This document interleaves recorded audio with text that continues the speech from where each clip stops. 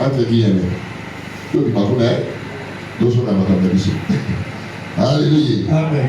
Daniel s'est retrouvé en prison. De la prison au palais royal. Joseph s'est retrouvé en prison. De la prison au palais royal.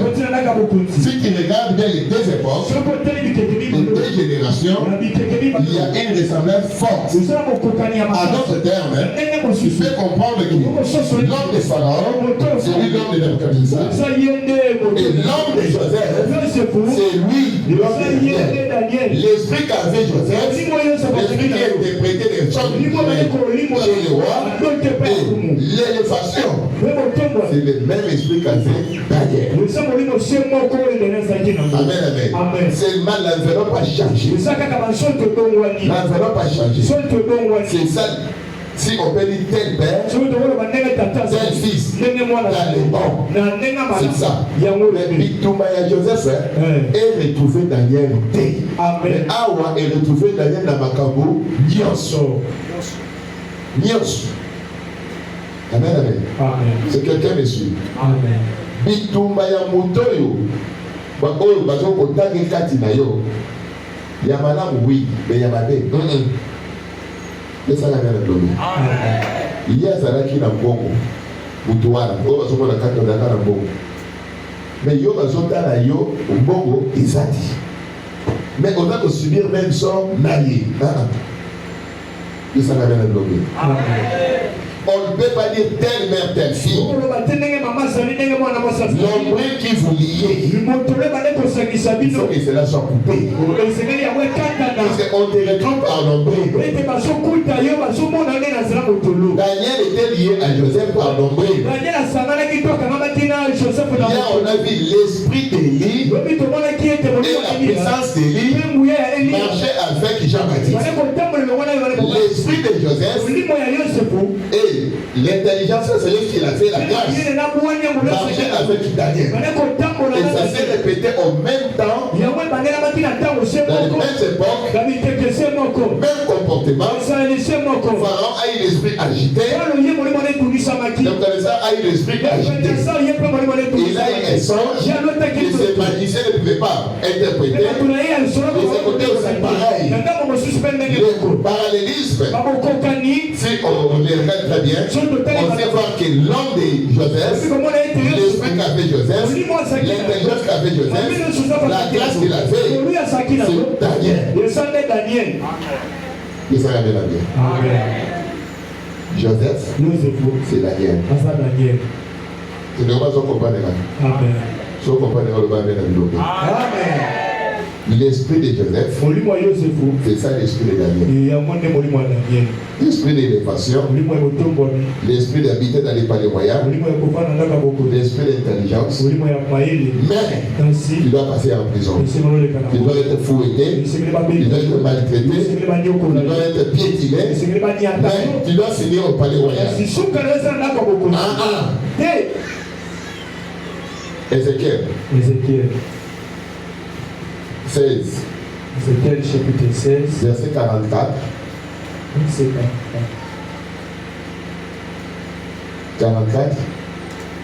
Ézéchiel chapitre 16, verset 44. Oui. Voici. Tous ceux qui disent des proverbes. T'appliqueront ces proverbes. Ah, quel proverbe? Telle mère, telle fille. Allez. Telle mère, telle fille. Qu'est-ce que la mère a fait? Continuez. Lisez, papa. Tu es la fille de ta mère. Tu es la fille de ta mère. C'est que vous avez la tête de dire aussi aujourd'hui. Et le comment on va trop de quitter sa rigolo. Moi, la maman n'a continue. Qui a repoussé son mari et ses enfants. Ta mère a repoussé son mari avec ses enfants. Tu es la une génération donnée, merci. Parce que toi et ta maman, vous n'êtes pas de la même génération. Continuez. Tu es la sœur de tes sœurs. La sœur de tes sœurs. Qui ont repoussé leur mari et leurs enfants. Tes sœurs ont repoussé leur mari et leurs enfants.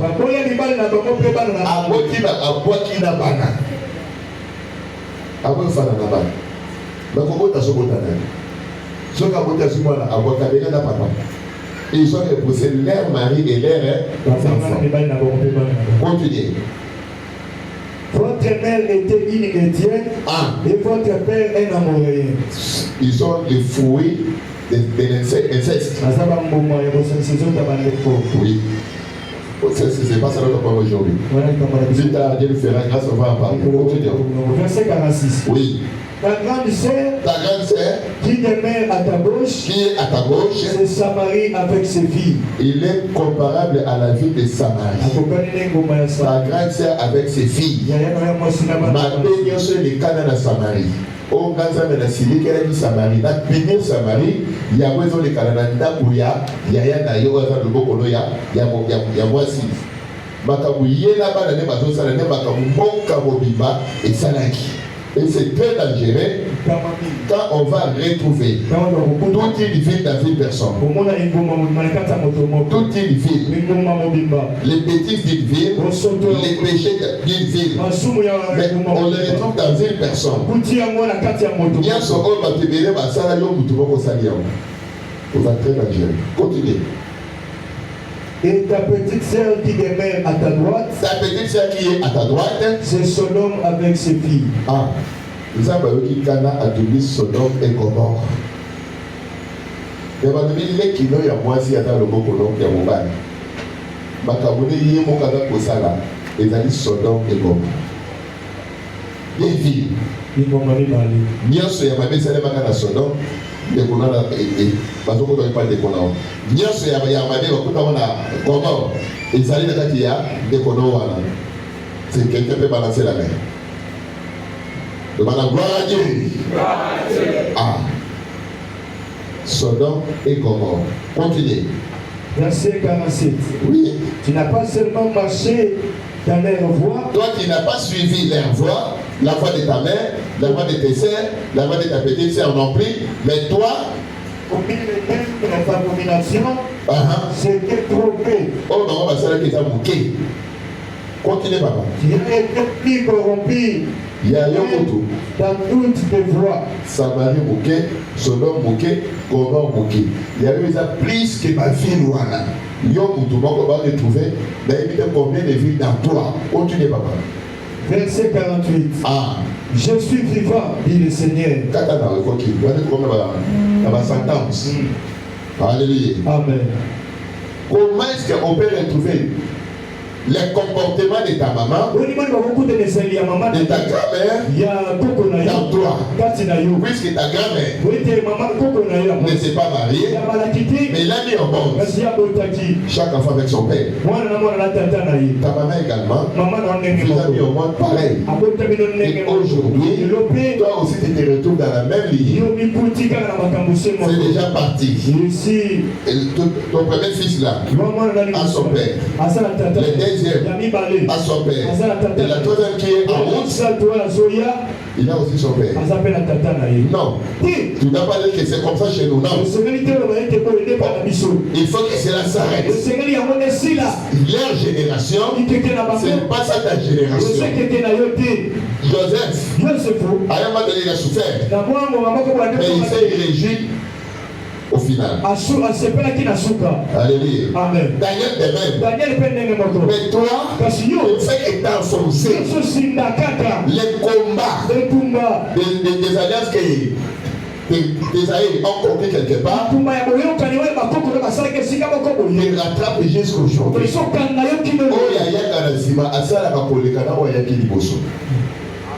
Amen, amen. Ce pourquoi le monde est vivant. Moi, maman a colombo la 4. Moi, je suis colombo la 12. Amen. Amen. Ça m'amène quoi? Amen. J'étais étudiant. Très souvent, je sortais les matins. Je partais à l'Ista. Et je ne rentrais que les soirs. Amen. Amen. Amen. Et un jour, tout le monde savait très bien que Il fait sortir le matin et il rentre le soir. La fenêtre de ma chambre est toujours ouverte. Il y a un jour où je ne suis pas parti. Je ne suis pas sorti dehors non plus. Je suis resté dans la chambre. Il y a un couple de jeunes filles. Parce qu'il faisait tresser les cheveux, les mèches et les consorts. Ils étaient là. Parce qu'en même temps, alléluia. Une fille a dit, moi, moi, si on se voit, on va inviter à sa voici. Donc, il va dire, ah, donc, à ce thé, évangile n'a pas besoin d'être invité. Ah, elle dit oui, on se voit inviter à sa voici. Thé, naï. Ce moment qu'il y a un congé dans le CD, et même papa de ce qu'il y a un colombo. Amen. Donc, il était et tout il était ma. Au temps où on a dit qu'on des fois. Il dit, ngai mutu, ngana longola kia boy, ngana shamba na solo, ngana longola kia boy. Et moko ya kolomba lobi, ngai, tant na longola ki zemi ya mine ya bichu. Dan ngai na kufa, ya mone kondisa ngati lelo na sumu nene. Alors on a qui zemi ya mine ya bichu. Peut-être pas longola ki zemi moko ya Jean. Alors, moi, je dis, il y a André, ça on ne sait pas. Mais il n'a fait qu'il libérait, il y a Pitou. Alléluia. Amen. Moi, ça va dire Koloba. Puis l'autre, on va dire, maîtresse. Nga maîtresse. Autant que ma maîtresse, pour qu'il y ait. Alléluia. Amen. Maîtresse, ça va dire, vous avez la forme, Nios. Abandonne. Dans le Gola, il y a. Moment dans la quartier voilà avec ceux qui la Suisse a dit coca a bêté vocation pour que chacun couleur les combis bleus dans la combinaison et qui a dit la logola oui neuf autant que dans la logola neuf dans ma sou frère ça me la vacation de l'eau commencer au bala tomber dans votre modèle ou anati au lieu quoi la prière out amen ça me bogi ça il est commencé à mettre il va pas amen alléluia amen alléluia na logola zemi na mutonga da éviter comment na logola zemi na fourchette na logola zemi na chambre là qui m'a dit dans autres à un moment donné na bimisi ko Frère Bazaraki. Est-ce que Bazaraki a dit Bazaraki a été maintenant qui fait nyonso oyo osoloni. Il y a le rôle 9. Il y a le rôle 4 et à Pichou. Il y a le rôle à Boy. Priez que les jours seraient cherchés pour les mariages. Mon père d'ailleurs a tout dans un conseil plus que je lui dirai la vérité. La coco ça a été. On a dit là-bas, on était un gars, alors on a 4 et à Pichou. Donc on a mis la vérité dans mon conseil. Il va prier que mon père a tout dans un conseil. Je crois que on a fait conseil. On a vu le rôle dans la Kédana. Alléluia. Amen. Ce n'est pas ces filles-là. C'est un esprit. C'est que la coco de maman ça là, il y a plus pire que ça. Amen. Amen. Papa a dit, là où confronté dans la vie, beaucoup de gens ont yolo. Regardez nous là. Là les gens. Ah, avenue wana. Bato abota na ba bimalaki. Bimali papoli wana. Basuki apeli na mandefa apeli baloko lumela kaka wana basalaka te balongwaka te eloko te basi babalaka te. À un moment donné, j'étais dans ma maison. Je vois les jeunes filles. Oh, bah, arrêtez des fois, bah, il y a des classes, bah, qui est le putain d'avant, bah, dit ma soeur. Alléluia. Il faut comment les démons et les esprits, là, comment les générations rattrapent les gens. Donc, on a géré. Avec la bonne idée. Est-ce que vous avez il y a dit, vous devez laisser la botte à la tête. Ah, bien, le roi, au bout de la tête. Pas d'abord, 13 ans, 14 ans, 15 ans, 16 ans. Au bout de la tête. Moi, je le dis dans mon pouvoir que la botte. Après, on s'en a mis. Donc, au bout de la tête, on bat du naïf. Donc, on a géré. Quelques jours après, il y a un qui a mon pouvoir. Ah, au bout de la tête, quand on botte, il y a rien naïf. À quel point il y a un naïf. À juste, il n'y a pas de joie libre, non. C'est. Amen. Amen. C'est un esprit. Ça n'arrange pas.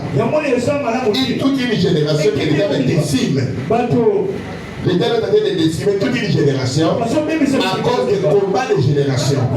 L'avenir là, peut-être qu'il y a un autre dans l'avenir, personne ne peut émerger, personne ne peut aller de l'avant. Pourquoi? Parce qu'il y a une réclamation qui date de génération à génération. Maintenant, tout celui qui vient habiter là-bas, il est victime. Voilà pourquoi je t'avais dit hier. Je ne sais pas qui est la 4e génération ici dans ce quartier. Qu'est-ce qui s'est compris ici? Qu'est-ce qui s'est compris ici? Alléluia. Peut-être ils ont dit, tu peux naître ici mais tu ne sortiras pas. Tu peux naître ici, mais il faut pas ça pour ça. Ngana vedette na danger. Na qui danger na ko misa wisi mobimba. Ce n'est pas que c'est un esprit. Ça t'a rattrapé. Ah, c'est que peut dire un amen fort. Amen. Un amen fort. Amen. Telle mère, telle fille, hein, ça doit s'arrêter. Ça ne doit pas continuer. Est-ce que quelqu'un me comprend? Ça doit s'arrêter. Jésus dit, là, vous allez maintenant aller vite, et on doit passer à la prière. Donc, remontez un peu. Prenez les versets 1 à 4 maintenant. 16 toujours.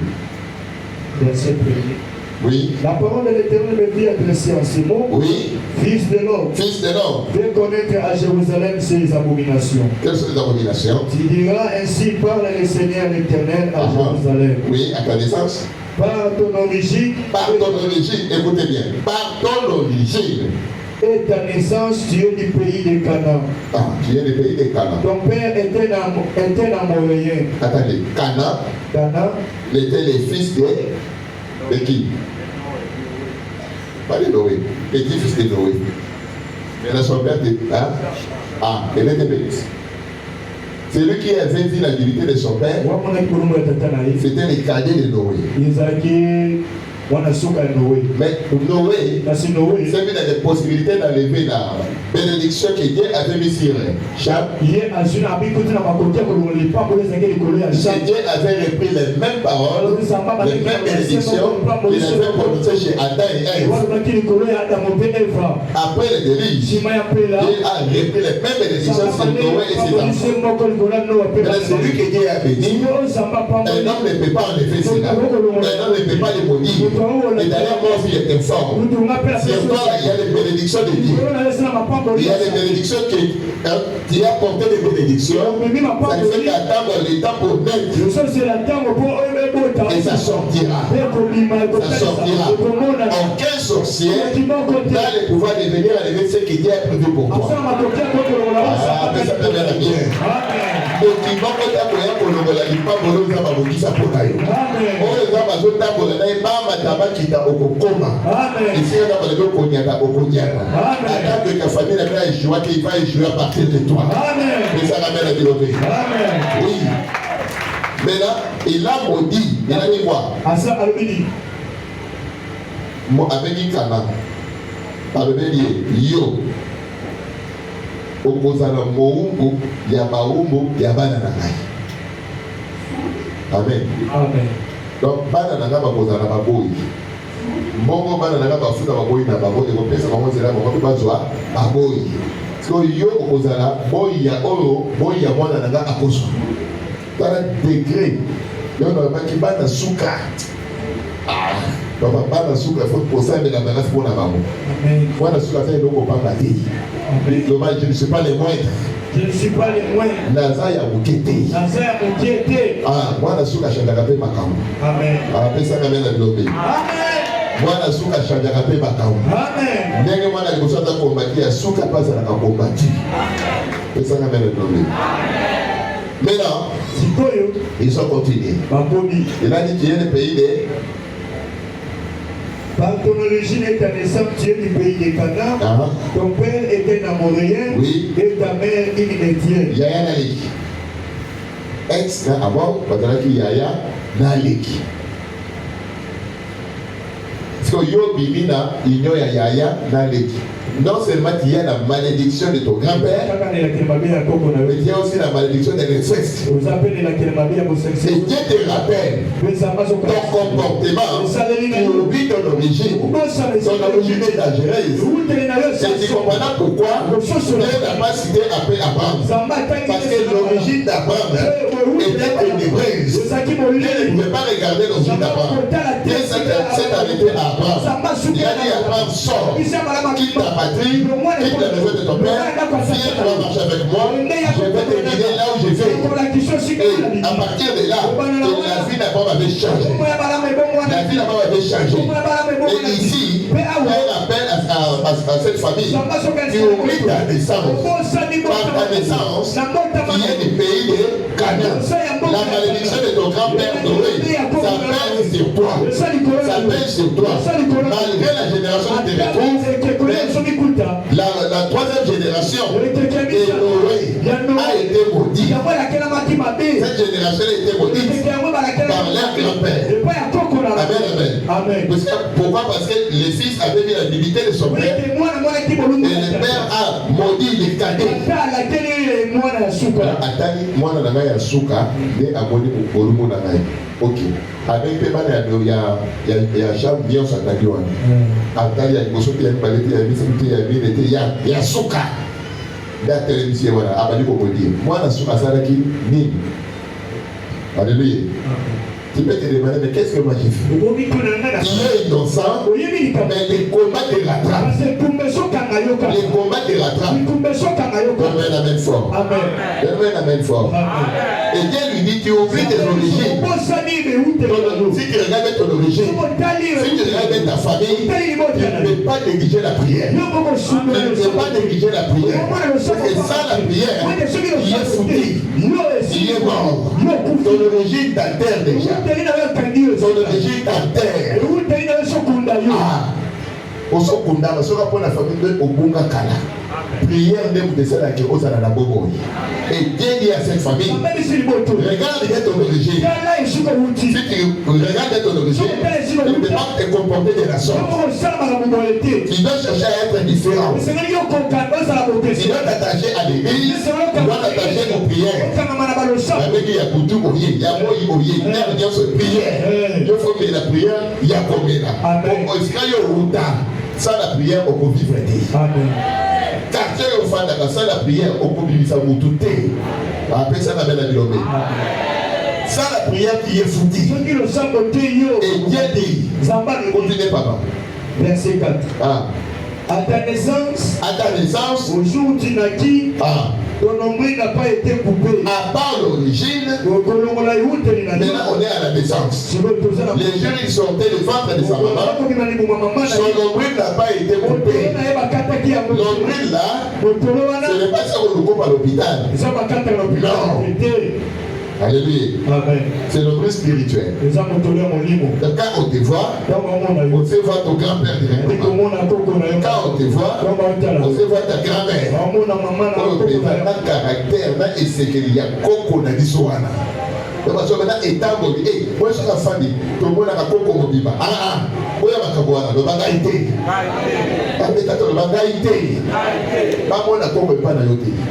Tu vois moi na coco ya makambana. Mais coco ya doki, oya ya le bagaïté. Continue papa. Tu n'as pas été lavé dans l'eau pour être purifié. Tu n'as pas été frotté avec du sel. Oui. Tu n'as pas été enveloppé dans les langes. Il n'a porté sur toi un regard de pitié. Personne n'a pitié sur toi. Pour te faire une seule de ces choses. Alors Dieu savait très bien. Tout le monde sait très bien que Moutoumo a contamé la famille à la famille. Famille n'est qu'une maman. Pour y aller pour la carte il faut que les naïs boy. Tout l'excellent vient à Zambé, tout l'excellent dit le Seigneur Loba, à Molatani, à Kolobanini, comportement de Kozala, ni cérémonie de Seigneur qui va ça la caponaï. Mais personne n'est en. Là, c'est là pour toi. Au contraire, Bazuma, il va comme il Sokolio. Vous savez quoi? Une maman, elle vient me voir à l'église. Papa n'a pas compris. Moi, na oyo, beauté, mais pas si mal à la cahier, nini. nazo ezali na mama so bali bana ko mama abi oyoki yoka baba otuna ye français ça na loba kini omoni mais biba papa bengani wala kwa seki ai papa na lembi bonté ezali bobo aliaka nini na ndako na basi yako balandelaka ye nini. J'ai posé la question à maman. Au bout de qui papa n'a pas été le coup à la battu. Merci. D'abord, ma bonne amie. Pendant ce qu'on a été non. Moi, pourquoi on se donne à la maille? Moi, ça la. Pas à ma casse. Avec ta cabaniga. Amen. Moi, les apollos n'a made in homme. Koluna oyo batu ba fabriqué. Dimanche to komona koluna made in ciel. Amen. Amen. Koluna oyo les fabricants. Oui bien. Oui bien. Samson. Koluna made in ciel. Non la nef fabriqué vrai koluna. Atine na mutila di pete na ka batu oyo. Samson a dit comment on dimanche. Mais il y a maman qui a fabriqué Koulouna. Et puis, dans la zone Soukola, il y a zone Bagéli. Maman, oui, peut-être qu'il y a pour ça d'ailleurs. Bobali Abasi, Bobali Abasi, Bobali Abasi. Ce sont des paroles que tu as sémées. C'est toi, maman, qui a fabriqué ces messieurs-là. Les gens passent par comment on l'a naillé. Par rapport à ce que vous Amen. Alléluia. On a fait qui vient. On s'est retrouvés. Ça la belle. Amen. So il va pas révéler là-haut, il va pour qu'il ait l'eau pour qu'il s'en va là-bas. Le bas bien développé. Là, on va coller ici. Malomagnoso.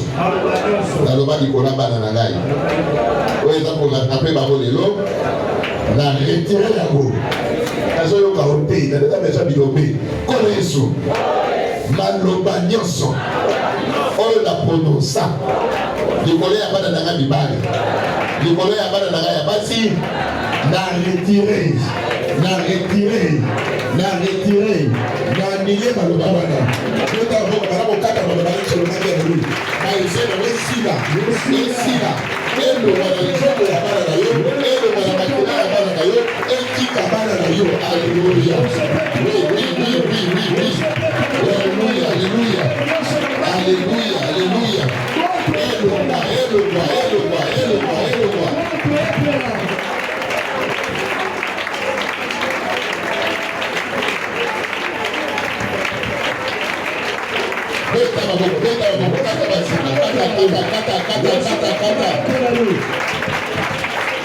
Voilà. Jésus. Dans ma parole. Malobania sur un bas dans le considéré le pas dans bataille de et ça dit. C'est yo ça dit quoi ça mais na maman awa c'est tout ce que tu as dit. Yo sur le lobby. Et là dans autres na bobo ina ba. Là na sona qui na papa au lobby. Tout sur la cadre émique. On n'est pas seulement le pas à master. Master na ya wakino. Bolinga pesa to yeba ni bana. Nabi mwana oyanga. Oh, nous sommes dans l'état, il faut avoir une avance. Amen. Et si quelqu'un a combattu, il faut accombattre. Diplôme. Comme il soit vérifié, ce qu'on t'a quitté dans ta coyoté, il y a vraiment ce diplôme de la condition de réussite. Là, on va avoir un examen. Moi, je suis là. Avec pour ça, diplôme, il doit réussir. Ah, puis ça va être quoi? Je vais aller le col à Yopi. Avec ça, diplôme, il doit réussir. Avec ça, diplôme, avant d'aller diplômer, ma société engagée va diplômer. Donc, il est condamné à réussir. Des enfants aussi sont condamnés à réussir. Là où tu n'as pas réussi, que ton enfant réussisse. Là où tu n'es pas arrivé, que ton enfant arrive. C'est des gens qui n'ont pas fait, que ton enfant le fasse. Oui. Malobana faut côté saka ya mona toto abana. Koko saka ya babete, côté saka malobaya ya mana. Amen. Maintenant basalisi bango bacérémonie ya mai bani basokoli milime komona na bana mama komodela. Et il a oublié que ce sont les paroles qu'il avait sémées dans son fils. Et ça commençait maintenant de demander la prière. Alléluia. Amen. Dieu va dire, moi si un Bible est béni. Moi si un Bible. Ça va jouer la poêle la tête, moi c'est un Bible. Surtout quand nous allons dans le cas, il y a un bagage. Ceux qui ont tout ça le consort. Donc à maman va tu as joué la moine na ya, joué bébé basi pour na. Ah, so tu ni nini yote. Il y a pour ça moi si un Bible. Ah, moi c'est un bani go bani, moi c'est un dombati. Et donc baba tout ya kijasa ça nini? Yahi. Bon, tel tu ya kijasa ya nani? C'est ça que tu veux dire. Mais ça n'a rien développé. Amen. Ce que tu as dit, les collègues, les loyers sont au Kata Singawana. Amen. Les loyers sont au Kata Singadios. Amen. Tu as trouvé? Oui. Ok. On va lire ce verset, c'est le dernier. D'ailleurs, on va passer à la prière. Matthieu chapitre 10, verset 34 à 35. Oui. Ne croyez pas que je sois venu apporter la paix. C'est Jésus qui dit. Ne croyez pas que je sois venu apporter la paix. Mais bizarrement, dans le livre d'Isaïe 9, là-bas on nous dit quoi? Voici un fils qui vous est donné, un enfant vous est né, on l'appellera admirable conseiller, prince de paix. Père éternel et les consorts. Les princes de paix, lui-même dit qu'il ne soit venu apporter la paix. Est-ce qu'il s'est contredit? Non. Il ne se contredit pas. Je ne suis pas venu apporter la paix. Mais quoi? Je l'ai fait. Alléluia. Amen. Pour toi et moi, qui espérons à lui, il est venu apporter la paix. Mais cette paix est conditionnée par l'épée. Tu n'as pas compris.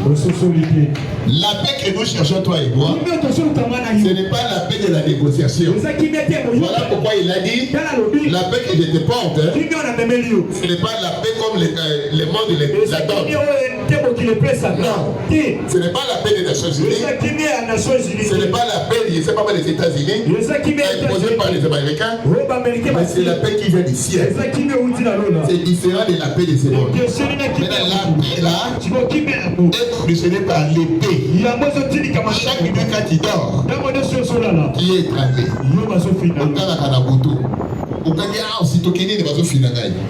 Tu es troublé chaque nuit. Tu n'as pas la paix.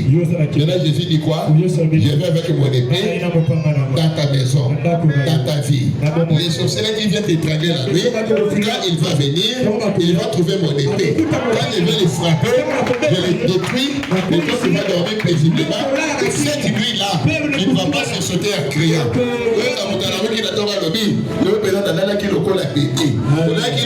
Parce que mon parent est torturé. Voilà pourquoi j'ai dit la paix est conditionnée par l'épée de Jésus. L'épée de Jésus, c'est ça qui conditionne ta paix. Ce soir, tout celui qui te trouble, l'épée de Jésus les cherche. L'épée de Jésus les cherche. Si, je ne sais pas s'il vient d'où, quelle que soit son origine, mais que l'épée de Jésus les recense tous. Et que l'épée de Jésus les coupe. C'est moi je comprends les gars. Oh, Dieu soit tout dit ça quand mon parent est chez vous. Oh, il y a un colloque qui vient mon parent est chez vous. Yo là, il y a un peu de couleur le bide pour toi qui n'est pas sur mon parent est chez la taille dans ta soulée. Ah, mais ça va bien la développer. Voilà, le bide n'a pas mal de mon parent est chez la taille. Donc il y a quelqu'un à bout d'ara mon parent. Donc il y a un venant pour d'ara mon parent. Il y a le parent de pour d'ara mon parent. Et la famille, ça va tout qui s'aille. Mon parent à gauche, mon parent à droite. Abal comme un pote à la gauche. À qui ma famille? À Kendek. Après ça va bien la développer. Selon le dit avec le Gaboniga et Zama Kassa de Loyabo. Soyez bénis. Elle a continué. Verset 35. Quand je suis venu mettre la division. Je suis venu mettre la division. Entre l'homme et son père. Entre l'homme et son père. Entre la fille et sa mère. Entre la fille et sa mère, attendez. Qu'est-ce qu'on doit séparer entre l'homme et son père? Le combat des générations qui a attaqué ton père. Et que toi qui es lié par ton père, par les moyens de l'ombril, on s'est retrouvé par l'ombril. Le père de Jésus est venu pour vous diviser. Cet ombril sera coupé aujourd'hui. Jésus est venu pour couper l'ombril. On ne doit plus te retrouver. Les ennemis de ton père, Basuki Baya Papa, parce que mon père est au Kata. Génération ya malheur, et je souhaite pas la babou. Génération ya choléra, et je souhaite pas la babou. À partir de l'élo, à partir de Papa l'élo, mon panga, et Kabolayo, Nabutolo ya Kiduma, et Kabolayo, Nabutolo ya Liwa, et Kabolayo, Nabutolo ya Kofete, et Kabolayo, Nabutolo ya Liwa.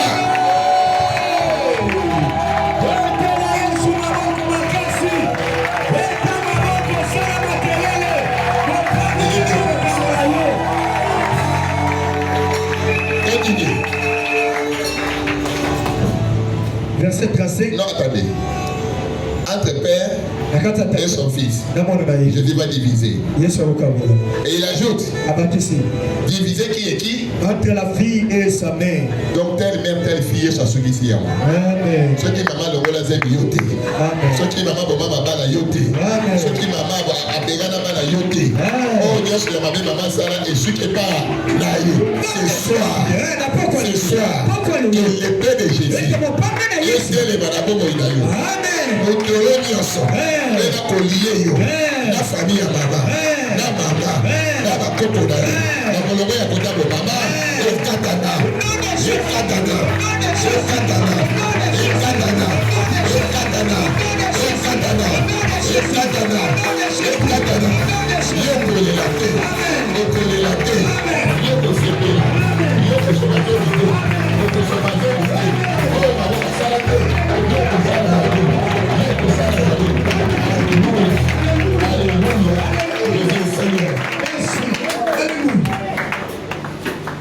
Histoire de fait changer. Amen.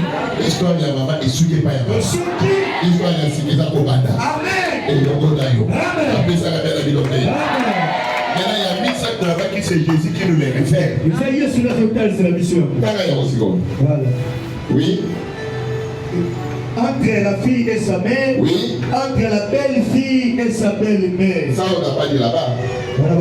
Les prophètes, on dit quand les prophètes, il y a telle mère.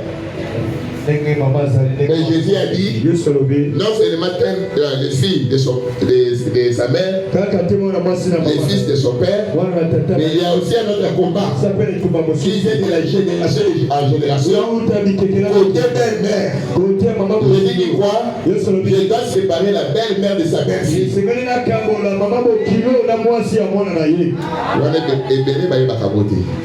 Mais Jésus sait qu'il y a un grand danger aussi. Si ça ne vient pas côté maman, ça vient venir côté belle-mère. Et Jésus a dit, comme toi qui es marié dans cette famille, il est lié à l'ombril de ta belle-mère. Sans les savoir. Amen. Nous sommes dans la côté, il y a une noté. Nous sommes dans la belle famille. Au fond de Amen, amen. C'est pas moi qui l'ai dit, c'est Jésus. Je suis venu diviser la belle-fille de sa belle-mère. C'est que vous étiez liés quelque part. Il y avait un lien. Le cordon ombilical est lié aussi. Nous tournons et l'ingio na mama bokilo. Là, un exemple. Et tout le qu'on a famille à Mobali na yo. Et Zalaka. Parce que moi, na bien sûr, moi, c'est la famille. Tu as beaucoup de mal à l'émotion, il faut qu'on fasse. Il faut qu'on fasse. Il faut qu'on fasse. Il y a eu. Il y a dans la famille, tu as fait la cabane. Il y a mis les émissions de Simbaka. Batouillon, c'est dans la même histoire.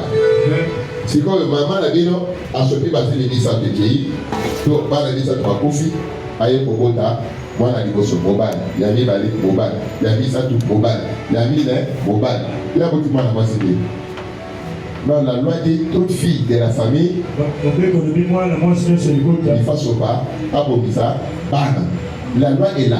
Les démons qui prennent les enfants dans la famille est là. Azon ou capé, âge pas la bino. Mais bala bali, ne botami. Tant qu'on a bala qui pour bala. Abali moi c'est là. À ramener la famille. Donc on a la cérémonie, ça veut dire on voilà mariage cultivé religieux. Ok, et ça va cérémonie à blague. Voilà pourquoi tu vois même que les noms de la fille changent. La fille doit porter désormais le nom de son mari. Ok, bah le rôle est comme la famille, comme tu as compris à mon mari. Pour combien de famille voilà. Mais là, la loi est maintenant réclamée pas dans la famille voilà. Le rôle est comme moi si au côté de la famille voilà, on peut poser le rôle à moi dans la babou et à moi si. Oh yo kobo na so ba nyoma na babou ba ko se pas là. Mais ça va bien la gloire. Donc on a beau tout le monde accueilli. La Bible est accueilli. Famille ça va dire non. Moi la moi ça va la beauté. Non, yo c'est où t'arrêtes pas moi la moi cité. Monsieur d'aller dans la belle famille. Alors Jésus dit, je suis venu aussi pour diviser la belle fille de sa belle mère. Si la belle mère, en comment vous baguez, yo comment vous baguez. Amen. Et ça me met la gloire. Amen. Ce qui belle mère yo. Akoli sama ete ya oba na bakokona. Belle mère na yo. Alléluia. Amen. Ce qu'a bela charismatique va faire na sala ko la yo ko bela ya bo. Amen. Alléluia ko bela ya bo te. Amen. Belle mère na yo. Ce qu'a na ba jonga futa ba ko futa mo na bana na yo te. Amen. Bana no ba ko futa ba nyango te. Amen. Ala pesa na bela gloire. Ce soir, l'épée de Jésus vient dans ta vie. C'est ça ma prière. L'épée de Jésus vient dans ta vie pour diviser cette génération malheureuse de ta génération. De ta génération. La génération pleureuse de ta génération. Tu ne peux pas pleurer. Tu ne dois pas échouer. Dans ta génération, il n'y aura pas de graissement dedans. Dans ta génération, il n'y aura pas de mort précoce. Dans ta génération, les pauvres ne seront pas.